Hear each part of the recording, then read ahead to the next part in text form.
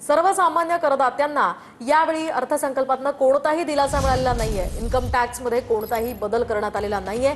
गेल्या वर्षीप्रमाणेच आता आयकराचा स्लॅब असणार आहे। नवीन इन्कम टॅक्सची अंमलबजावणी 1 एप्रिल पासून होणार आहे, तर आयटी रिटर्न भरण्यासाठी 31 जुलैपर्यंत ही मुदत दिली जाणार आहे।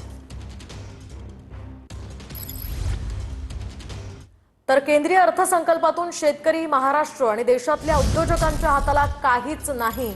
अर्थमंत्री निर्मला सीतारामन यांनी सादर केलेल्या अर्थसंकल्पावरून जयंत पाटलांनी ही टीका केली आहे।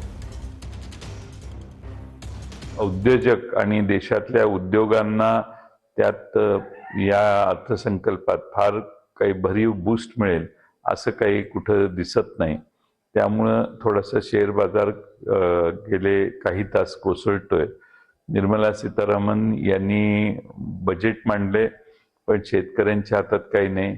महाराष्ट्राला विशेष काहीच हाताला लागलेलं नाही।